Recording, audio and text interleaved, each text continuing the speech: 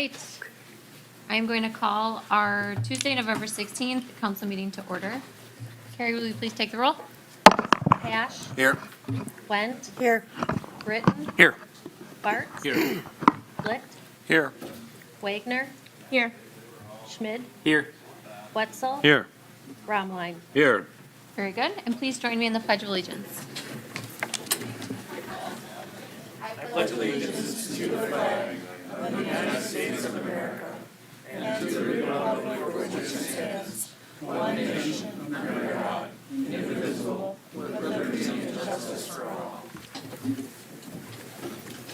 All right, the first item on our agenda is the minutes of the council meeting from November 2nd. Does anyone have comments or questions on any of those minutes? All right, seeing none. Our next item is comments and suggestions from citizens present. I'll just reiterate for everyone in the room, if you're here to speak on the budget, hold on, just one more item. But if anyone would like to comment not on the city budget, now would be the time. Looking at remotely, it looks like it's all city staff remotely. Anyone in the room? Okay. All right, then let's go to our public hearing. This is a public hearing to hear from the citizens and taxpayers on the proposed city budgets for 2022. I will open that public hearing. There is no rhyme or reason to who speaks first, but whoever would like to come to the microphone is welcome to do so.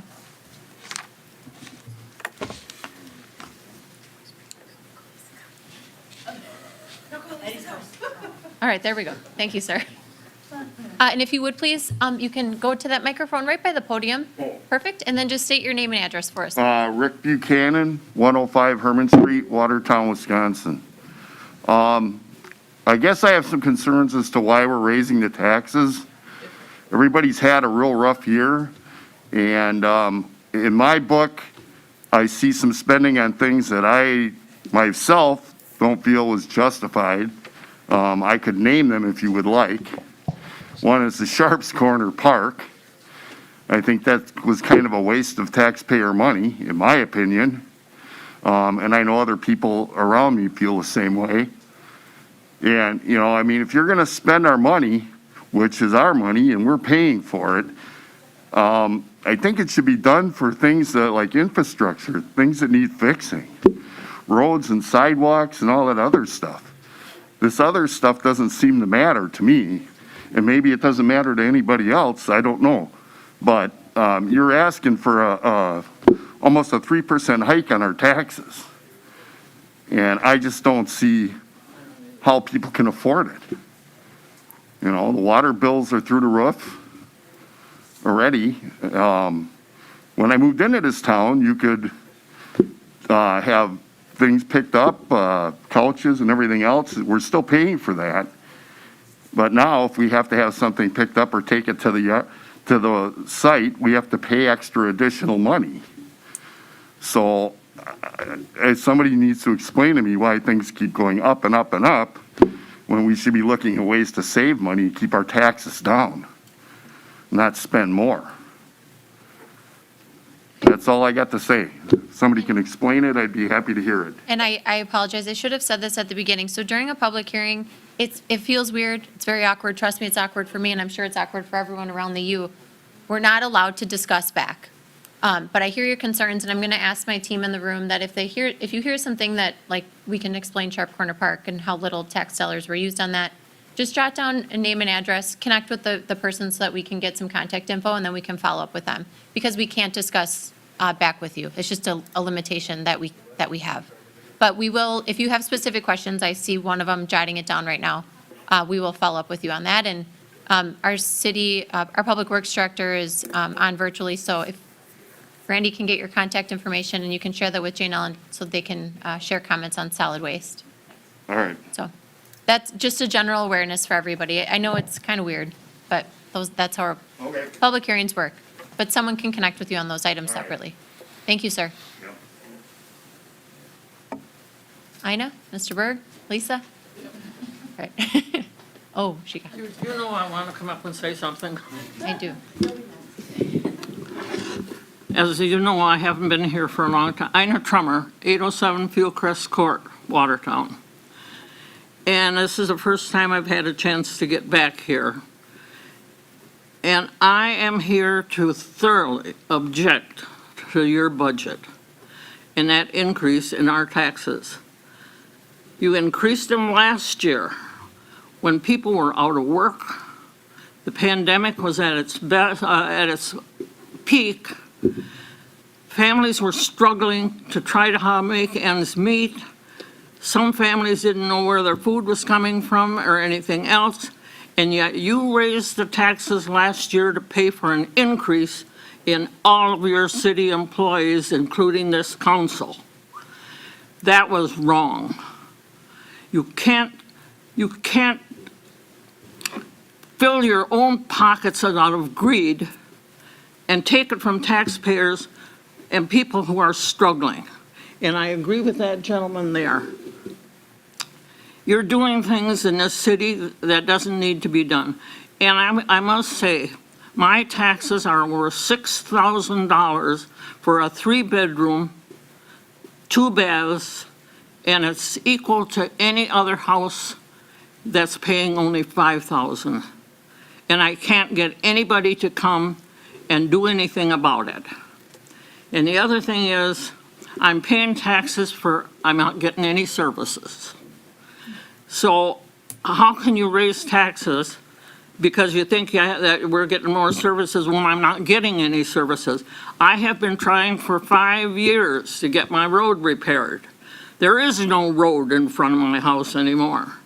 And when I go down to the get my mail in the winter, I can't go down there because of the water freezes, and I can't go down there and take a chance on falling. So I have to depend on maybe my neighbor will help me out and bring my mail.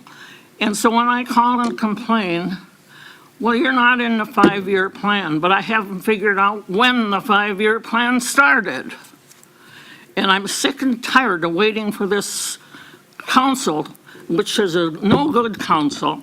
They've done nothing but do whatever they want, and the same with a whole bunch of city employees. You're only interested in lining your own pockets. You're not doing anything. Take a look at downtown and that eyesore that's down there and has been there now for 2 years. Still nothing being done about it. And now you want to do something about parks, just like he says. No. Isn't it a high time? And the people that you are supposed, I'm angry. I am so angry, and that's why I came here tonight, because I decided it's high time. And for the people that's out there in that's listening and watching on cable and whatever, I am just angry because you are so pathetic. You complain just like I am complaining. Everybody else is complaining. But do you come and do anything about it? No. You sit back there and say, I don't like it. But you don't come here and tell these people, it's time you started thinking about the people. I don't And like those that. taxes can't go up anymore. That 3%, the county, their taxes went down. And if they can get their taxes down, so can you. And if I don't care what I have to do, I will start a revolt in this town if I have to, in order to get those taxes back down. We can't afford you. We can't afford this city anymore. And it's high time you took a look at what you're doing. And this council, it's high time you started thinking. Don't every time she says, let's pay this, let's do this, let's put money out for this. Don't you think it's time you started looking at what it's going for and if it's doing any good for the city or the people, or if it's helping any of the people that are struggling and the businesses that are struggling? So I'm glad the elections are coming up next year, because I'm hoping that the people will have sense enough to get every one of you out of here and get somebody in here that will finally do something for the city and do some good. Thanks, Ina. Ms. Fields?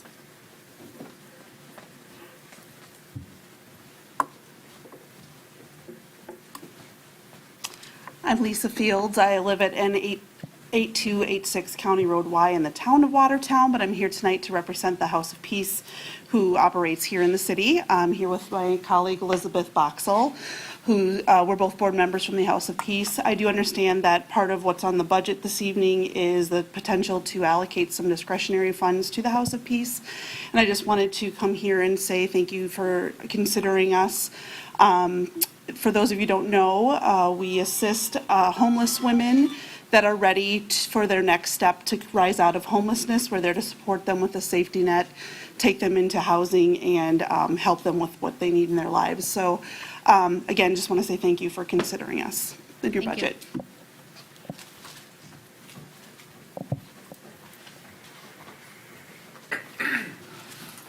Hello, Emily. Good evening, council members and city staff people.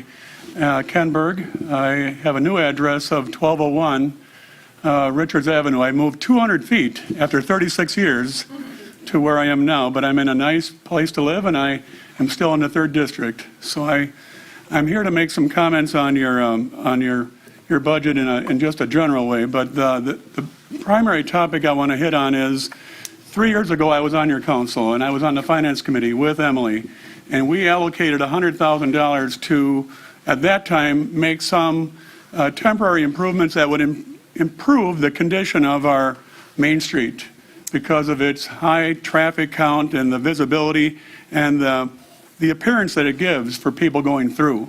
And it is the busiest street in our city. It's busier than South and North Church. It has the highest traffic count. At one time, it had 19,000 cars a day. I'm not sure what it is now, but it's still a very high number, and it is the highest traffic count.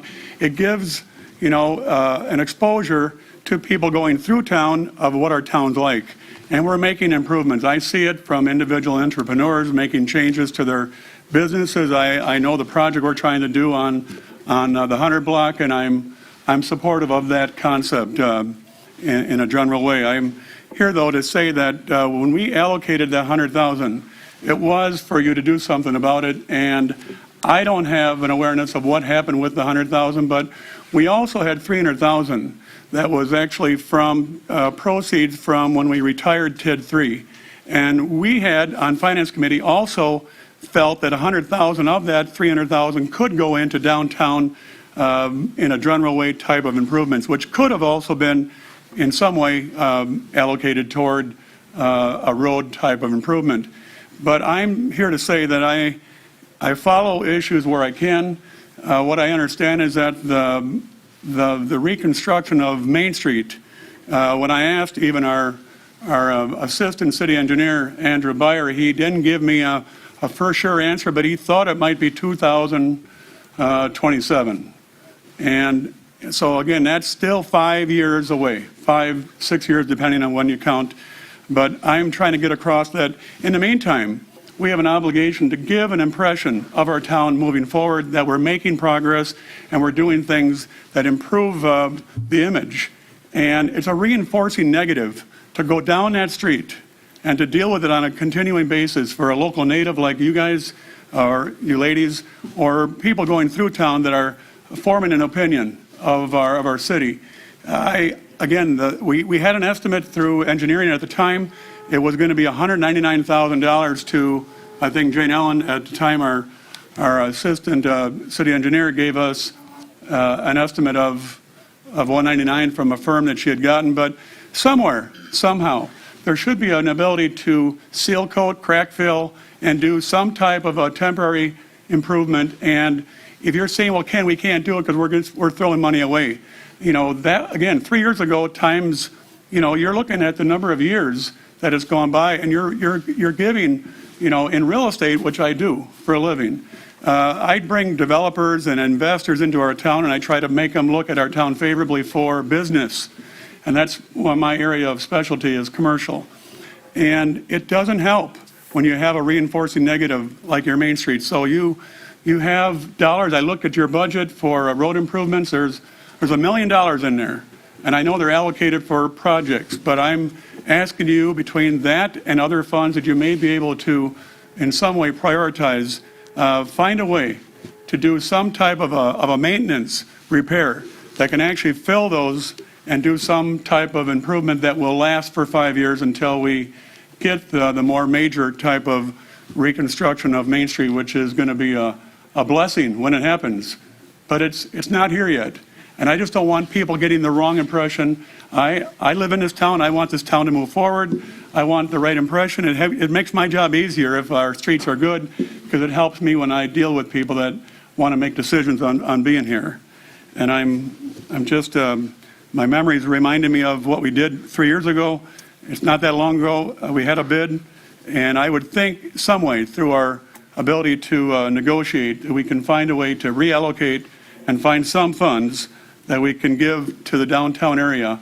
It would be from College Avenue all the way to St. Bernard's, to Church Street. That whole area is in serious, I mean, minus the bridge, and maybe there's a block or two you can also exclude. But otherwise, I think it really needs to go that section. And you could even go further. You can do whatever makes sense, but just somehow find a way through Public Works and the mayor and your finance committee to reallocate some dollars and do it knowing that the major work is not going to be for 5 years. And we can't wait to have that. If it's bad now, it'll be even worse in 3 years. And that's still 2 years away from when we're going to have the major work done. And that's too long. I know it's throwing money away to a point, but it's also, giving the wrong impression in the meantime. And that means a lot for people trying to make a decision on moving here to live, moving here to maybe do business, and again, going through our town and giving a favorable impression. It's a first image, first impression, and right now it's not a good one. So just asking you to think about that. Thank you. Thank you, Mr. Berg. Is there anyone else in the room that would like to comment during the public hearing? And I don't see anyone else virtually. If you're all wondering what that noise is, I presume you're figuring it out. It looked like it. Yeah. Okay. Sounds like someone's drilling somewhere. So we hear it. We'll try to get it addressed. If there's no other comments, I see no one virtually and no one else in the room, I will close that public hearing. All right, then let's go to committee reports. We have the Finance Committee from November 8th, Public Works from October 26th, and Public Safety and Welfare from October 26th. Comments or questions on any of those? All right. We have no old business, so let's go to communications and recommendations. We have some employee recognition. Neither person was able to join us this evening, but we do want to make sure that we acknowledge Kathy Riedel, who's been with the police department for 20 years, and Jenny Downs, who's also been with the police department for 15 years. Next is committee appointments. There is one there for your consideration. Is there a motion? Motion by Wagner. Second by Romline. Any questions on this appointment? All those in favor, please say aye. Aye. Anybody opposed? All right, next is just an FYI that we have, I have officially proclaimed Saturday, November 27th as Small Business Saturday. We are a part of a statewide campaign to support Small Business Saturday, and obviously I would encourage you all to do the same. The next item is just an update for you all. This is an update regarding our notice of noncompliance from the Department of Revenue. This is what is requiring us. Some of you have asked, and I know I talked to the Finance Committee about it. This is what's requiring us and pushing us to complete the revaluation of our city property. So this is a first notice. If you read the letter, we'll get a second one if we don't correct it. Should we not correct it, then the state does it for us, and it's far more costly. So keep this document. I think it'll be helpful to you all if you receive questions during the revaluation process. Our next item is just an FYI for you that there is a summary of an audit for our grant programs. We will likely have this grant for a few years at least to come. I believe the threshold is $750,000. If we receive that in federal grants, we will do the single audit. There's a couple of items in there. If you have any questions on that, you guys can let me know. And then our next item is the document should be placed on your desk. This will address items 6 and 7. You'll notice there is a letter from the attorney that was used by our insurance carrier. So I would be looking for an action on the recommendation from the Finance Committee to disallow the claim by Jennifer Gaspard. I'll make a motion to disallow that claim. Okay, motion by Written. Second. Second by Bartz. Does anybody have any questions? All those in favor, please say aye. Aye. Anybody opposed? All right, our next is an action on the recommendation from the Finance Committee to disallow the claim by Henry Tudeberg. I'll make a motion to disallow that claim. Thank you. Motion by Written. Second by Pash. Questions on that one? All those in favor, please say aye. Aye. Anybody opposed? And then I would just ask if you would please just return that letter to us. You can technically keep it, but we'd prefer to take that one back. Our next item is our COVID-19 update. I am going to share my screen, and I will be turning it over to Carol. Go ahead, Carol. Good evening, everyone. You can go on to the next slide. Our total cases, confirmed cases to date are 3,320. Our active cases as of end of day yesterday are 84. And 4 of our last 5 days, we have had 84 active confirmed cases. That's the longest stretch that high since January. Our total probable cases are 491, and total active probables are 21. And again, the definition for probable are those individuals that were tested with an antigen test and not confirmed with a PCR test, or diagnosed by a provider based on symptoms and being a close contact to a positive. We have 93 open contacts. 4.25% of our confirmed cases have been hospitalized, and our death individuals who passed away from COVID has risen to 52. This next slide just gives you a snapshot of the trend that we've seen since October 1st. So we had high activity in September, and in October, our active numbers, our active confirmed and probable numbers, daily numbers, we saw a dip, and we were very hopeful. The last time I talked to you, I was very hopeful that our numbers would continue to decline, and I'm here today to say that they are, we are seeing a significant increase. Our daily counts have increased significantly, and you can see that at the right-hand side of the slide that our numbers continue to increase. Green line is our confirmed numbers, and the blue line are probables. Next slide. And then again, I'm just sharing with you the breakdown by age. Our ages that are most impacted are 10 to 19-year-olds, the 20 to 29-year-olds, 30 to 39, and then 40 to 49-year-olds.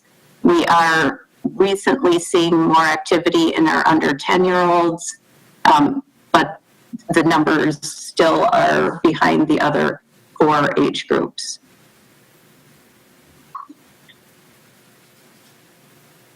Next slide. So to date, the health department has given 4,918 first doses of vaccine, 4,431 second doses. We've given 12 additional doses, 174 booster doses, for a total of 9,535 doses of COVID vaccine. And then just comparing where the city of Watertown is compared to the state for vaccine coverage, the state's population, 58.1% of the Wisconsin's population has had a first dose, and compared to Watertown, 49.8% of Watertown's population has had a first dose. And then fully vaccinated, Watertown is at 44.4%, and the state is at 55.1%. So we're making some progress from the last time I talked to you, but we still have some work to do. I believe that's all of the slides. Are there questions for Carol? That's Mr. Ritten? I think I read somewhere recently that the school district is now offering PCR testing at district offices, is that correct? Yes. That's correct. I think that just started this week, maybe last week. I think today was the first day. Carol, one more question. Any word on the Moderna booster, when that might be approved? So all vaccine booster, there are booster doses approved for all vaccines. But not everyone qualifies. That's for, like, higher risk categories qualify for the boosters right now?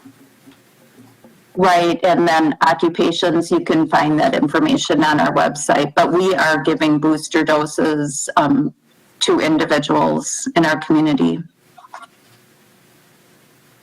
Any other for questions? all variations of the vaccine. Mr. Wetzel? Carol, this is Bob Wetzel.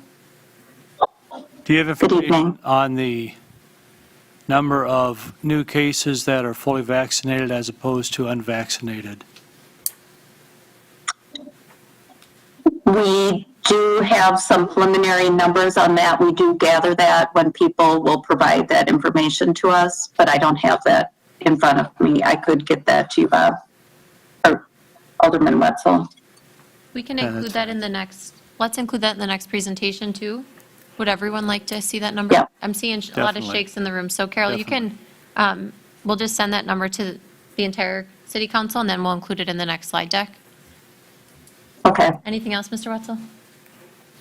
No, you can go down. I can come back to you. Mr. Schmidt? That was my question, was okay. was the ratio for vaccinated versus unvaccinated due to the shedding capability after you've been vaccinated, so. Okay. We'll get Mr. The Wetzel? reason I ask, anecdotal evidence, one of the hospitals in Oconomowoc said 75% of their COVID patients are fully vaccinated. An employee at Watertown Hospital said 70% of the COVID patients are fully vaccinated. So I was just curious. Yeah. I think we'll take those numbers from Carol, from the health department, and get those out to you Yeah. guys. Anybody else? Questions for Carol? All right. Thank you, Carol. Thank you. Okay. All right, so then let's go to new business. So this is our discussion and possible action regarding the city budgets for 2022. So just to kind of get everyone on the same page, what we're doing, and Elissa is here tonight in case we have content-related questions that I can't answer or others from the Finance Committee. If there's anything that people want to discuss, now really is the time. We can make adjustments next week, but that's far harder because what we would be approving next week is the levy.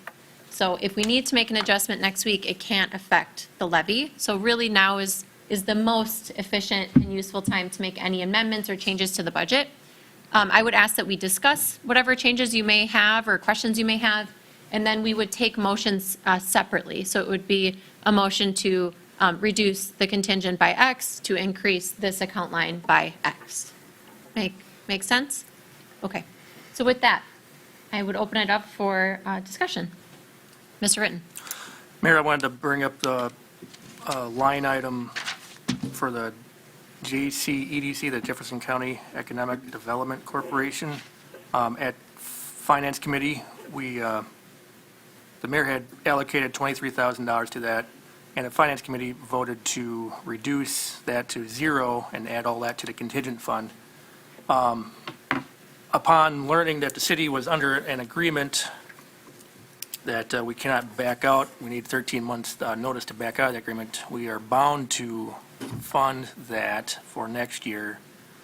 So I would make a motion to reduce the contingent account line 01-51-81-56, reduce that by $23,000 and increase the JCEDC line, account number 01-51-31-50 by $23,000. Okay, is there a second to that? So is the motion by Ritten, a second by Bartz? Discussion from anyone on that one? If I may, I just want to Mr. compliment Alder Ritten's thoughts. Yes, in addition to the intergovernmental agreement that we're going to fulfill that commitment, I think it's important that we've had discussions with the JCDC, and I think we're resetting expectations, and we're looking to improve and help facilitate a stronger relationship there. So I just don't want to come across like it's strictly an obligation. I think there's a willingness to try to improve and strengthen that relationship, realizing that could be a strong asset for this community. And they've got a lot of things going on that I think we can look forward to. So, thank you.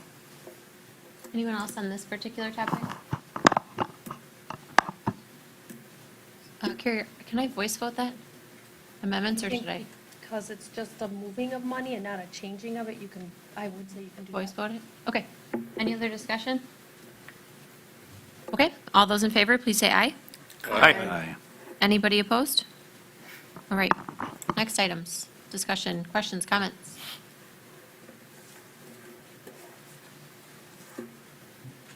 I'm not allowed to debate or comment, but if anyone wants to address any of the items that you heard during the public hearing, you can also do that at this point, now that we're not in the public hearing. I can't, but,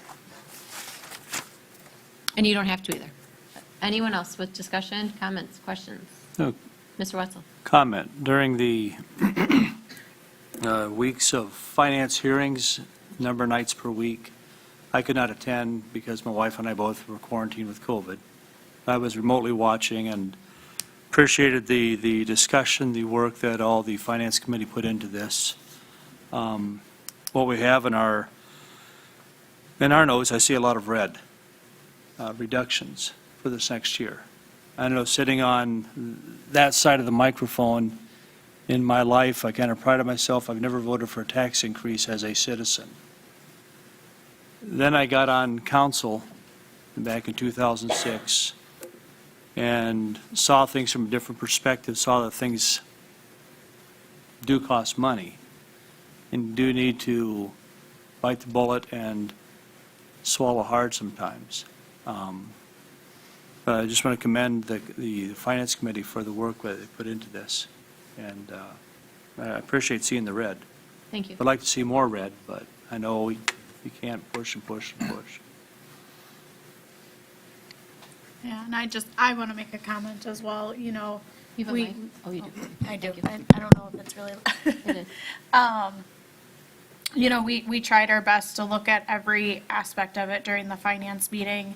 And with the rising costs and inflation, we had to keep that in mind, as well as also the struggle that the city is seeing for getting individuals to come pick up the garbage on the side of the road, pick up the leaves and all of that. We are losing employees to other communities and other organizations because we haven't appreciated them as much as we should. And so I wholeheartedly support, the finance committee and this body as a whole in taking a look at that and taking a look at what we've been paying our employees and getting them up to above industry standards as best we can, or at least matching it so that we can be competitive in the market moving forward.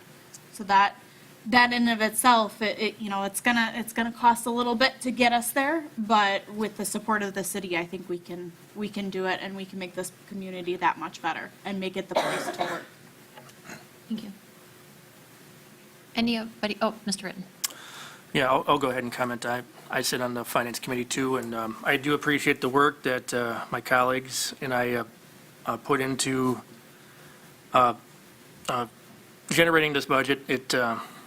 Many nights, many hours, lots of input from city staff. We have a really capable city staff. They have recommendations. We tamp those down. We keep things in reason. As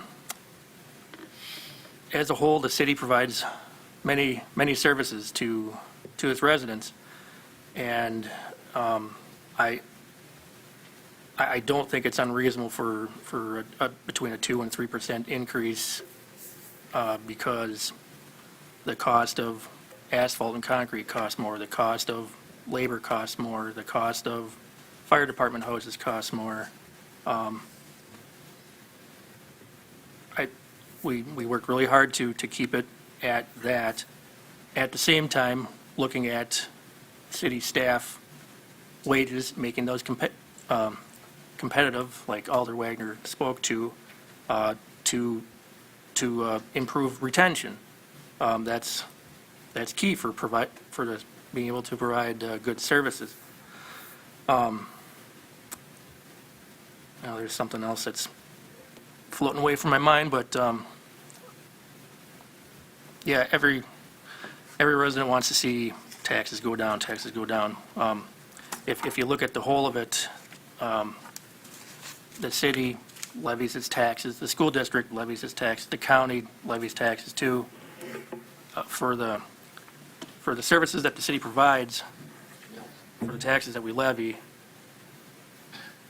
I'm of the opinion it's not that bad of a deal. And I have a greater appreciation for that, working on this side of the microphone as opposed to before I took office.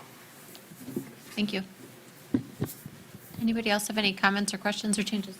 Mr. Schmidt? There's several items. I don't have all of them specifically, but a net 3% gain in normal situations might seem on par with everything else. Like most employers seek to try to gain a 1% to 2% annual cost of living increase for their employees. That's pretty standard economically across the board.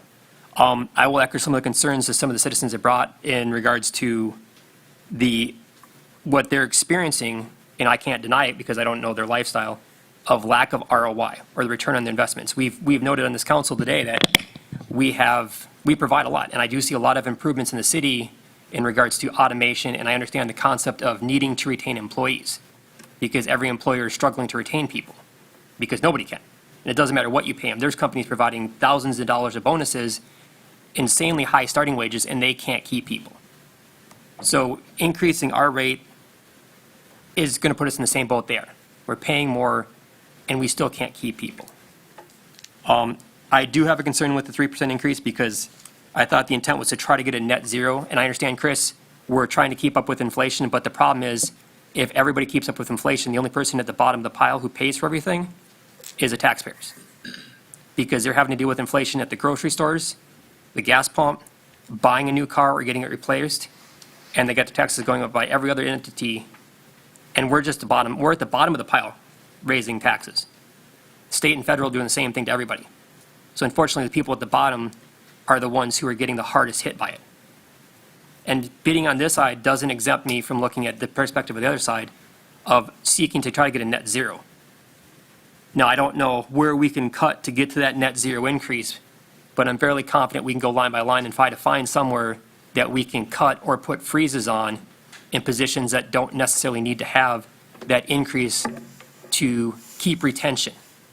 I understand key positions that we have to have that are critical fill, that if we don't have it, if we don't have an EMS driver who's certified and qualified, we don't have anybody to do EMS calls. If chief can't find qualified officers who are competent and professional, then we open ourselves for liability issues.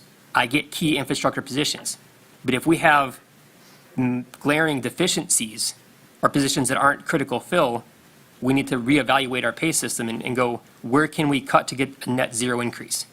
So that we can at least, even if we don't raise taxes and we can't lower them, we can at least go net zero. And I think there's room to be had there. I'll speak to just fact on two things. Should we do net zero, we would lose revenue. So we would have to tax more because cities don't have another way to generate revenue. So if we don't hit that expenditure restraint limit, by not maxing it out, we would lose revenue over time. So we've talked before about expenditure restraint and the difficulties and the nuances to it, but not maxing out that limit will reduce our revenue in years to come. Second, I just want to mention, so for awareness, and I alluded to it just in my previous comment, the difficulty for cities is we have no other primary revenue source. So a county, for example, has sales tax. We have no idea, we have no way to generate revenue to make up for those expenses. So the capacity for us for revenue generation statutorily is quite limited. So I just want to be able to provide those two. Other comments or questions? Mr. Wetzel? If I may, I hate to talk about me. It's not about me, I know that. But it's, the meeting we had previous, meeting of the whole, was good to lead into this meeting tonight. We received the building blocks of workforce housing brochure. They get a PowerPoint presentation. The 11th slide said average wages, city of Watertown. First one they listed was manufacturing. There's almost 2,300 employees that are in manufacturing. I am one of those people. I drive a forklift. I drive a straight truck. The average annual wage is $62,513. That's the average annual. I make well under that. Well below that average. I'm below the medium, I guess. Upper, lower class, you could say.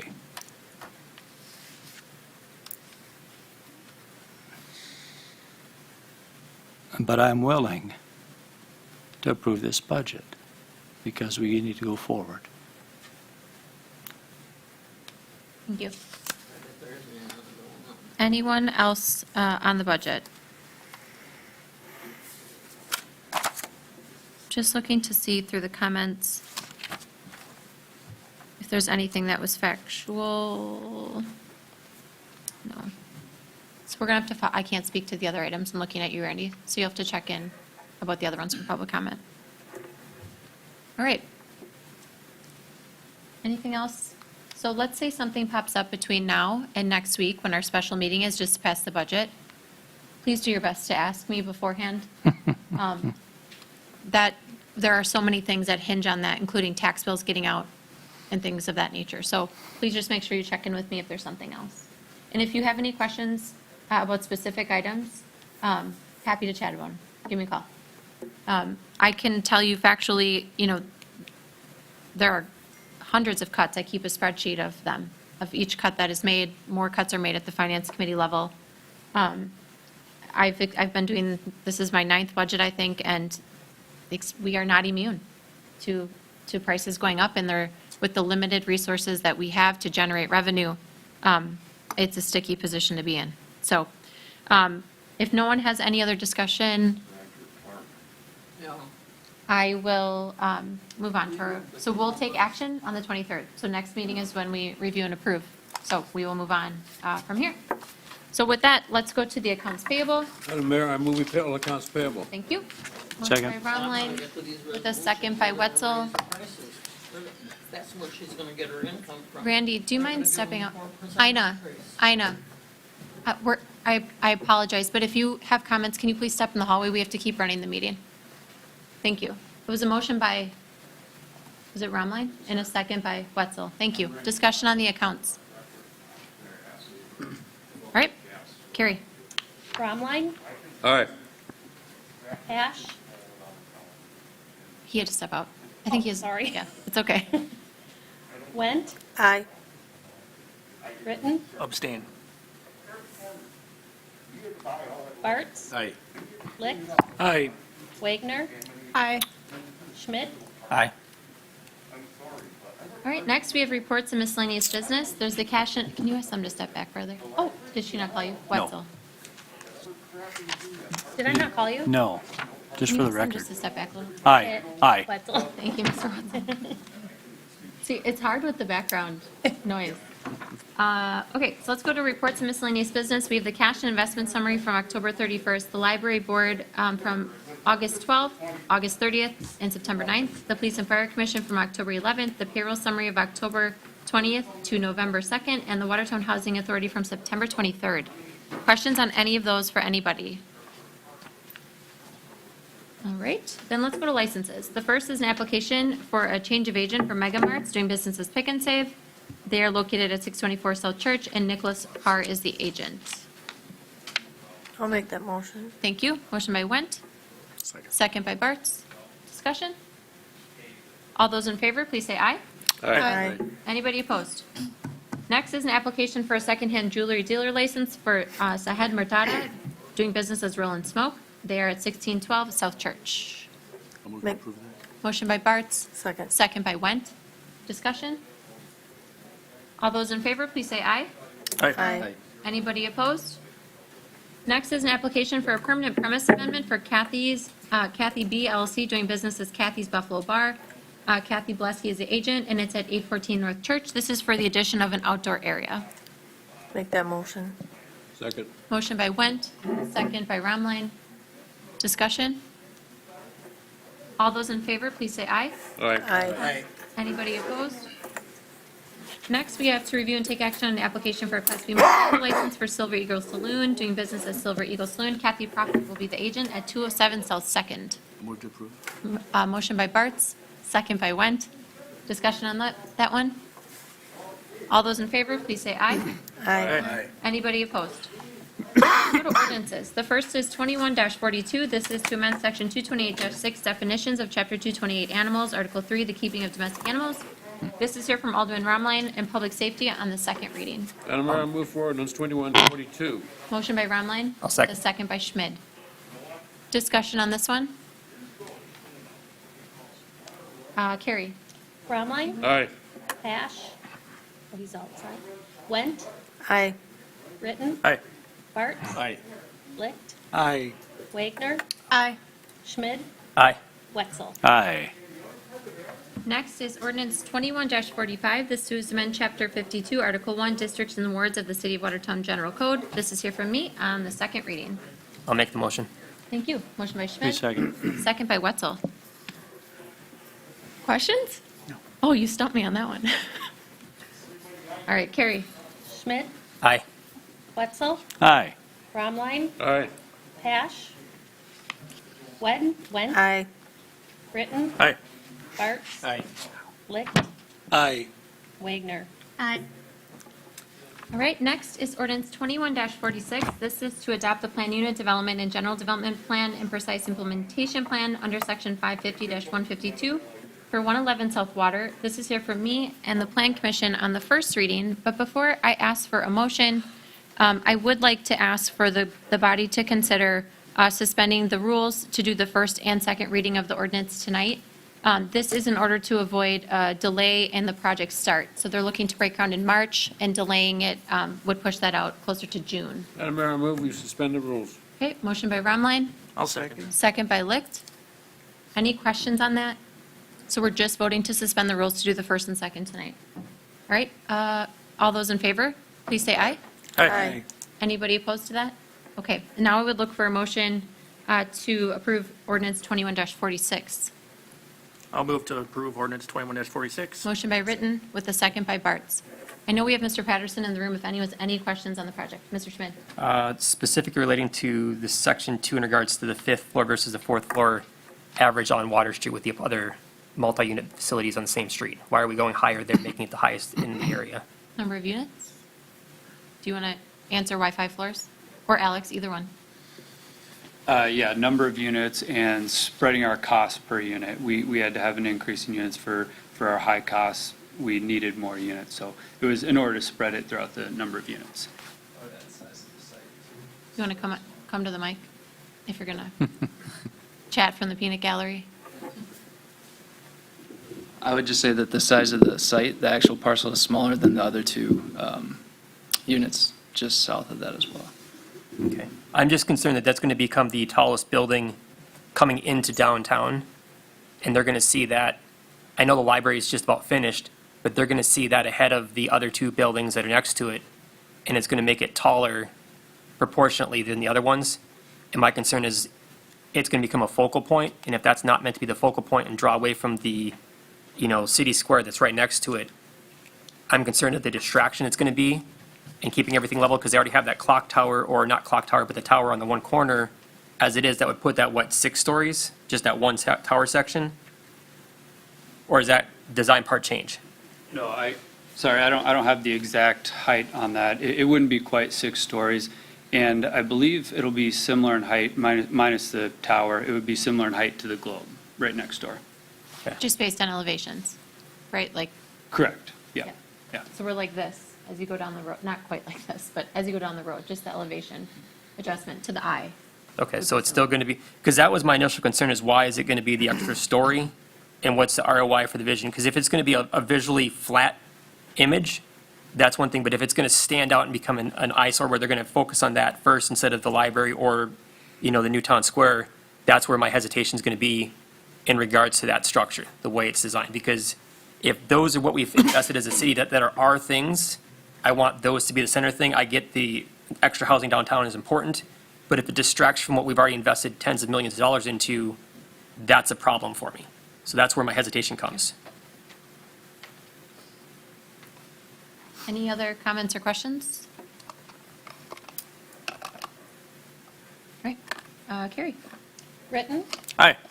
Bartz? Aye. Licht? Aye. Wagner? Aye. Schmid? No. Wetzel? Aye. Bromline? Right. Went? Aye. All right. Exciting. Let's go to our next. Nope, That's, second reading, right? I think we could just call it once, or do we have to call it twice? You waived the first reading, so this was the motion. That was it. Okay. Okay, Thank you. Thank you. Okay, let's go to our next, which is ordinance 21-47. This is to amend section 410-40 per E, loud and unnecessary noise of chapter 410, peace and good order. This is here from Alderman Schmidt, and shouldn't that say Alderman Bromline, and public safety and welfare, or did you chair? Well, so the one I'm looking at shows Romline as the submitter. It does have some administration issues we have to address first, though. Okay, so I'm going to say on public safety and welfare on its first reading. I'll move Is there a motion to get on? 2147. All right, motion by Romline, I'll second. second by Licht. So I do want to make a motion that we need to, because the copy I have shows just first meeting date, second meeting date, and it has December 7th, both first and second readings. So I want to make sure we get those corrected to the appropriate dates. It's just an administrative change there. Are you talking down here? That and then to the left as well, because what I'm looking at in my packet doesn't have specific first reading, second reading dates. I don't know that that would, do we need to change that? I think we're okay. I think that literally is administrative. Yeah, that's what I'm saying, just Okay. administration, just so that Okay. that's. Yep, thanks for pointing that's that out. correct. Okay. Anything else? Any questions on this one? Mr. Wetzel? Just curious, why are we changing the times? I can let someone from Public Safety and Welfare speak to it, but otherwise, my knowledge, or Chief, do you want to speak to it? With a mic, please. There's no, right now, no violation that the police department can write or issue a citation for if somebody is causing a disturbance by playing music, a band, or anything else outside of just those specific hours. So it only applies after 10 o'clock and going until 7. So if, for some reason, somebody chose to have a band in their backyard at their house or do anything else, there's nothing that we can do to stop that from occurring. At 2 o'clock. At 2 o'clock in the afternoon, and At if 9, it, at 9 o'clock at night, and if you're a reasonable person, and you have reasonable neighbors, and you feel that it's not appropriate that they be doing something like that, then you could contact the police department, and we could do something about it. Not saying that we would, but we could. The majority of ordinances related to noise don't have a specific time frame in from the research that I have done. That time frame has been removed, or they don't have one in at all, so. I remember in the meetings, Chief, we made it a point that this gives you the tool to use judgment, to use your judgment. But without this tool, you don't have the opportunity to use judgment. Correct. Is there subjectiveness in the reasonable person of normal sensitivities? Is there a subjectivity to that somehow? Well, there is. There is some, so I mean, that's why we have to, be willing to have somebody who's willing to be a complainant, willing to, if we were to issue a citation, that would be willing to testify in court and provide a statement and all of those things. You can't just anonymously call on your neighbor and saying they're being unreasonable, they're making too much noise, and we're just going to come over and enforce the rules or be the heavy hand or something like that. So, but we're also not going to take, sometimes there are neighbor disputes that happen as well, where some people can just be always upset with their neighbor for whatever reason that might be, and they call about every single thing that might bother them. So we have to weed out those, and we get those, and we weed through those as well. Thank you. Other questions or comments? All right, Carrie. Bromline, Aye. Pash. Hold on, I don't think he's returning. he's not returning. Okay, thank you. Went, Aye. Ritten, Aye. Bartz. Aye. Licht, Aye. Wagner, Aye. Schmidt, Aye. Wetzel. Aye. All right, let's go to resolutions. Our first is Exhibit 9306. This is a resolution to increase pay 4% for the office of mayor for terms beginning on or after April 19th, 2022. This is here from Alderman Ritten and the Finance Committee. Mayor, I know this is I a know. public hearing, and I need to interrupt this. I want to know how citizens can object to the reading of these resolutions.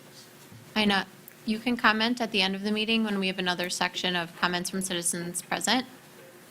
Otherwise, this was discussed at the Finance Committee, so that would have been the time to object. I mean, okay, how does a citizen go about keeping these resolutions from going through?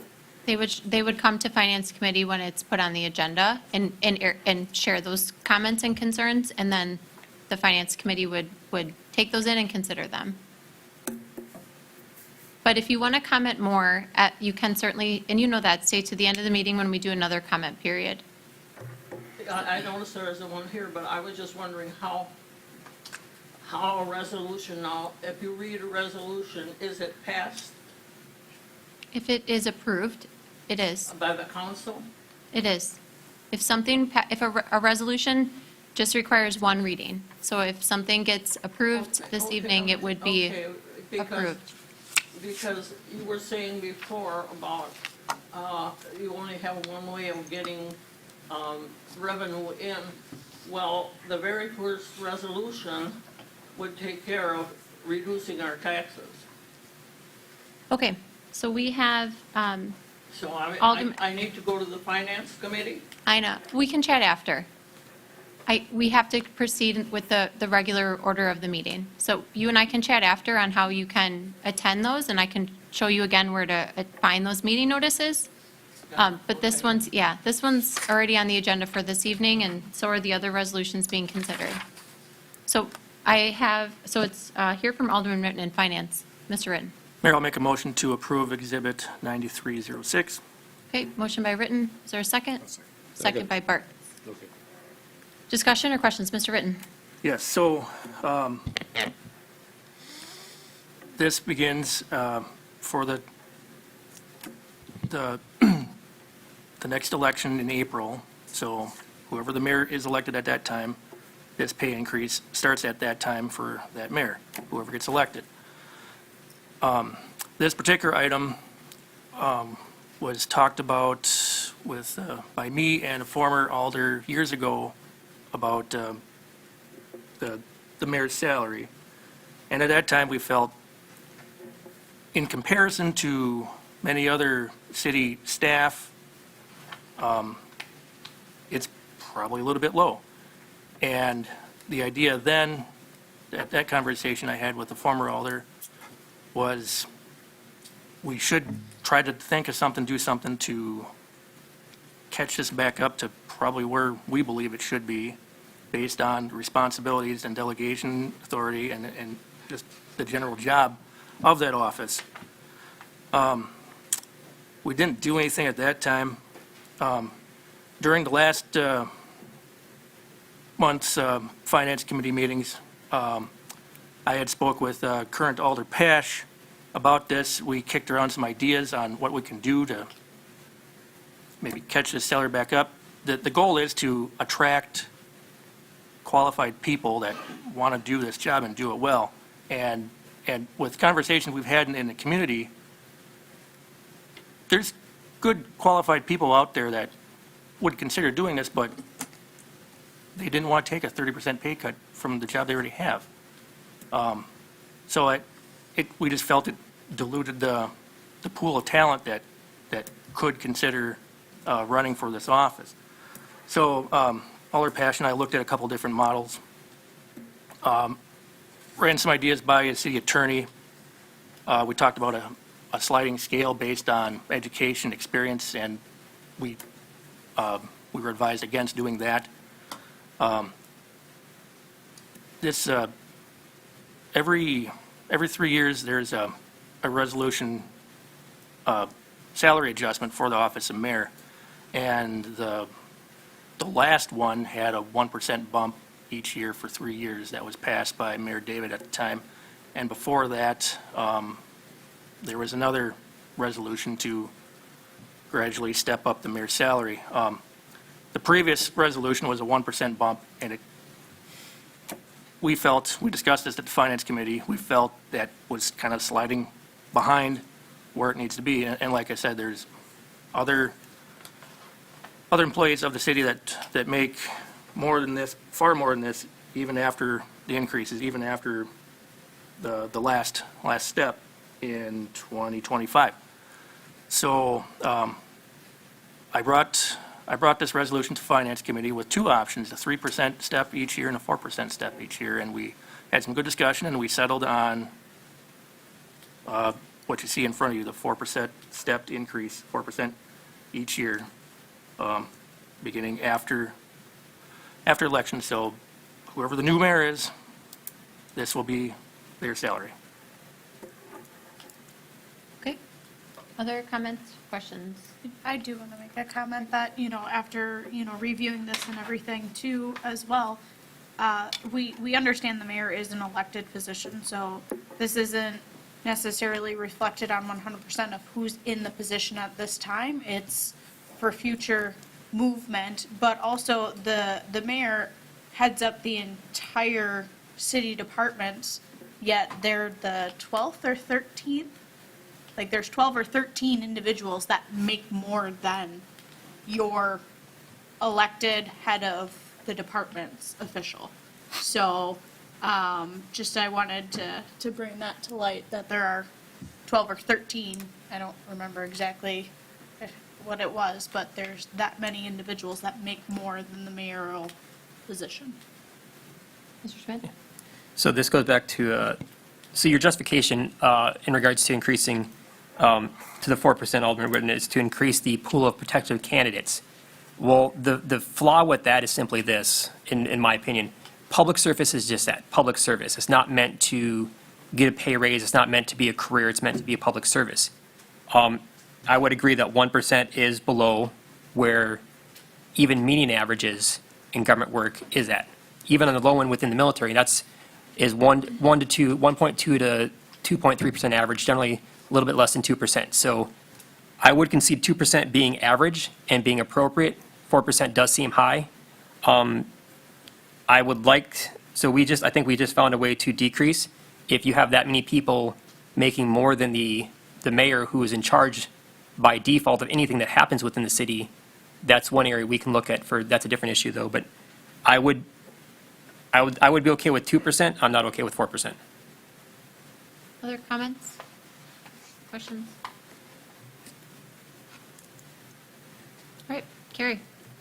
Britton? Aye. Bartz? Aye. Licht? Aye. Wagner? Aye. Schmidt? No. Wetzel? No. Bromline? Aye. Went? Aye.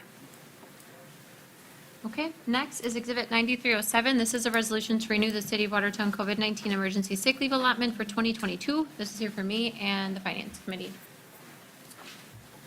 I'll move to approve Exhibit 9307. Motion by Ritten, Second. second by Wagner. I just want to give a quick explanation. So and Carol's presentation tonight was quite timely, but we started this a few weeks ago.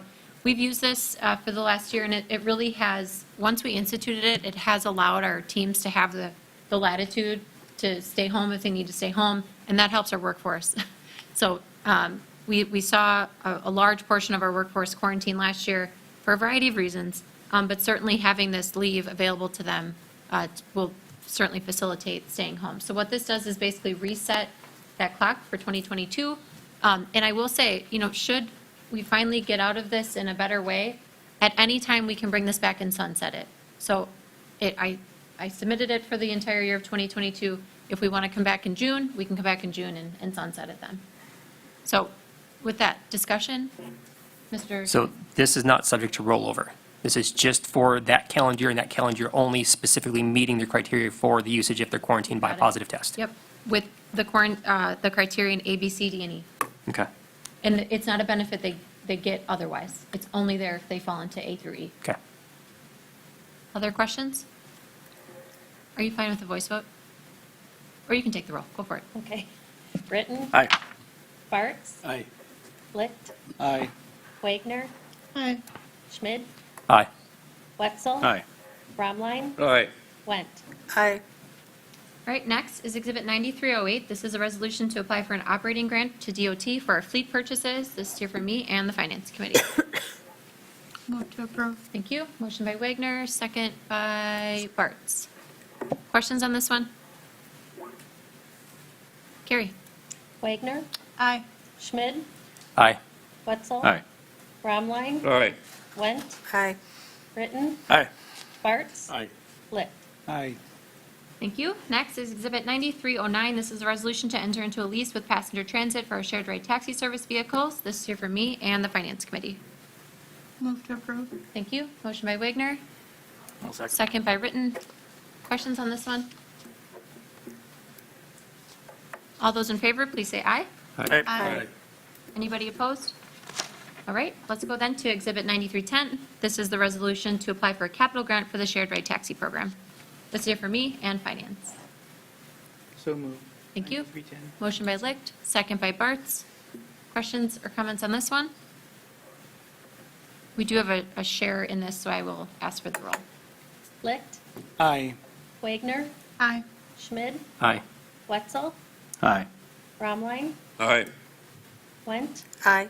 Britton? Aye. Bartz. Aye. Thank you. Next is Exhibit 9311. This is a resolution to enter into a service agreement with the Chamber of Commerce for tourism promotion service. This is here for me and the Finance Committee. I'll make that motion. Thank you. Motion by Wendt, second by Licht. Comments or questions on this one? Carrie? Went. Aye. Britton? Aye. Bartz? Aye. Licht. Aye. Wagner? Aye. Schmid? Aye. Wetzel? Aye. Bromline? Aye. Thank you. Next is Exhibit 9312. This is a resolution to establish the pay for alderpersons for terms beginning after April 19th, 2022. This is here from me and the Finance Committee. A motion. I'll Motion by second that. Wetzel, second by Romline. This is something that we do every 3 years. We have to have it done before December so that no one voting on it is affected by the outcome. Mr. Ritten? On the meeting notice, it dates April 19th, 2022. On the I see that. packet, I think it's April 18th, 2023. which would be accurate, I believe. I think it's 2023.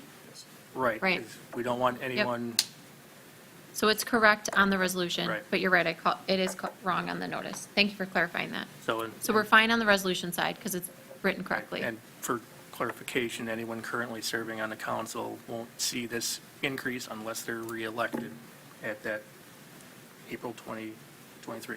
Yes. Other questions or comments? Mr. Wetzel? How is it jumping Yeah.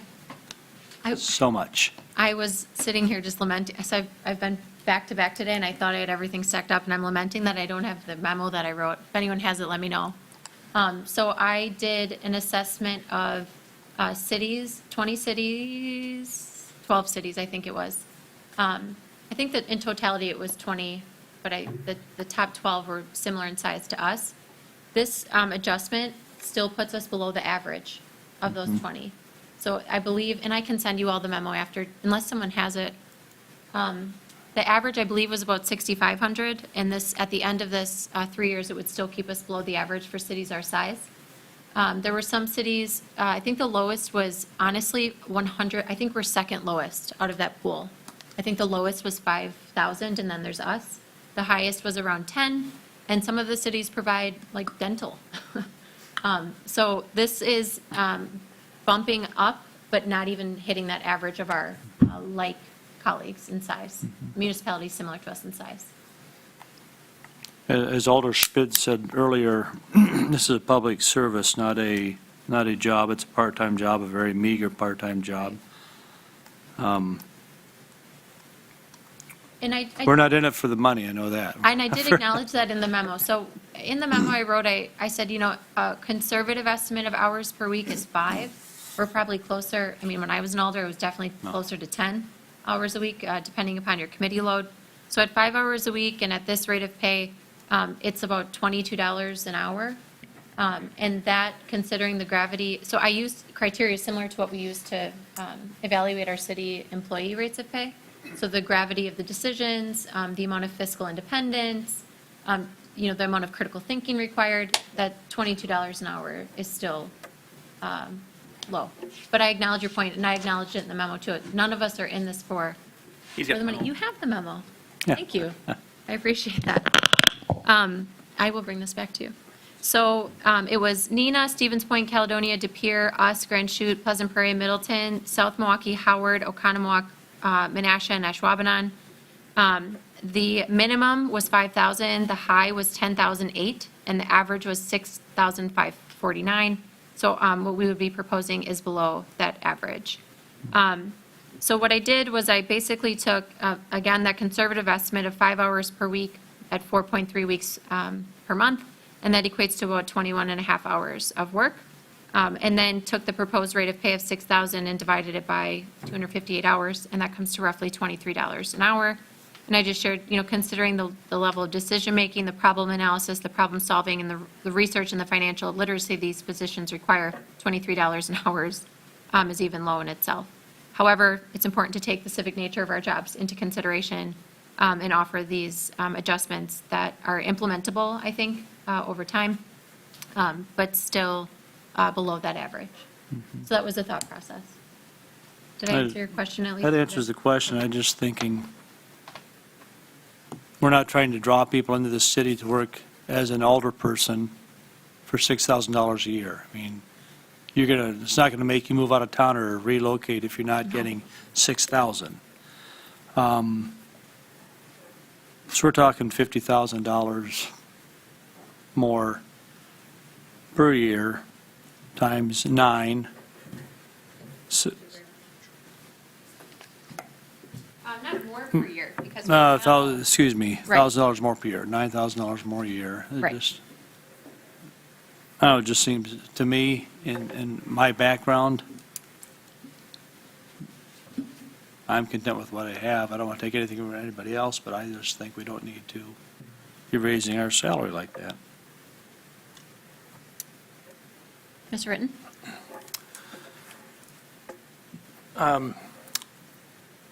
I hear Alder Wetzel and Alder Schmidt's comments on public service, and yeah, I want to take a turn to serve the public too. I'm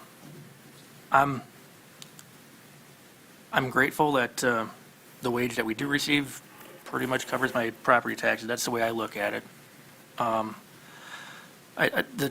The concern that we kicked around at Finance Committee was, again, not trying to draw people in from outside of town, but to draw people in from each district to run. Many elections, my last district, I ran unopposed. Maybe that was a good thing, that was a bad thing, I don't know. But there's many districts that we have a hard time even finding people to even run. Thanks to Alder Licht for stepping up when District 5 opened up at the last minute. We have a hard time finding people to do public service. Any incentive might be helpful for that. That's what we kicked around in finance, that's why it's here. I forgot to mention that part. I did share that with them. I've been a part of a few elections where we have nobody, and I'm literally praying someone submits. In the 11th hour, people have, but that's been tight. Other comments or questions? Mr. Schmidt? So I mentioned before, I'm not opposed to 2% because that's pretty much the median average across the board in government work. I've been in public service work for over 16 years as one of my primary sources of income. And the mayor mentioned levels of significant impact of decisions that we make and breaking it down by the hourly, which I appreciate you doing to get the average for this to be about $22, $23 an hour. I will tell you, my decisions I make in my other career impact as many people, if not more, than we make here locally. And my hourly rate is right at $20 an hour, and that's after 16 years. And I'm almost the top of the food chain. So public service work, you take what you get when you go into it, fully understanding. So Again, 2% I'm okay with, and I agree, we've had to struggle trying to find people to run for office because, to be honest, how many people want to be in public service right now? Regardless if you're city council, the mayor, or fire, or police. So 2% is industrial average, and I'm okay with that. Any other comments or questions? Call the question. Carrie? Wetzel, No. Bromline, Aye. Went, Aye. Britton, Aye. Bartz, Aye. Lick, No. Wagner, Aye. Schmid. Aye. All right, next then is Exhibit 9313. This is a resolution to amend the city employee handbook related to vacation. This is here from me and the Finance Committee. No motion. Motion by Wetzel, second by Romline. You've seen this one already, so it should look familiar. This is surely a housekeeping item. We failed to put in the minimum number of days. So when we made the adjustment before, we forgot to put in what that minimum days that we're prorating is. The days haven't changed. We just forgot to put it in the last version. Questions? All right, all those in favor, please say aye. Aye. Anybody opposed? All right, our next item is comments and suggestions from citizens present. If anyone would like to comment?